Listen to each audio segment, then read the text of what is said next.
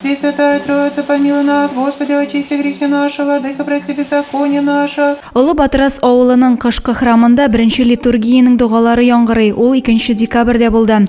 Авыл район үзәгеннән шактый ерак урнашкан булса да, храм халык белән тулы иде. Һәркем бу чараны көтеп алуын яшерми. Душа радуется, душа трепещет. Мы почувствовали тепло внутри храма. Спасибо всем, кто пришел. Спасибо. Да, всем спасибо, кто нас здесь приютил когда-то во время работ. Вот, возводили и крышу на основном храме. Далее вот здесь ребята подхватили эстафету, сделали вот часовню, этот временный храм зимний. У нас была служба, это в августе, вот в большом храме. И он пообещал нам, говорит, построим зимний храм. Но это было как-то на словах. И было трудно поверить. И вот прошло 3 месяца. И вот посмотрите, у нас такой прекрасный храм.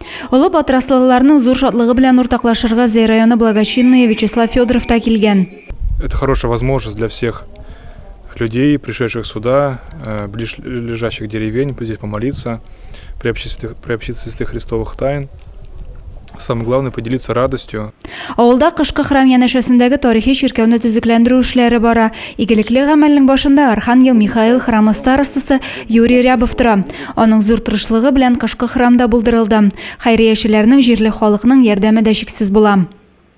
Приехали земляки, приехали те, кто здесь когда-то родился, но уже уехали.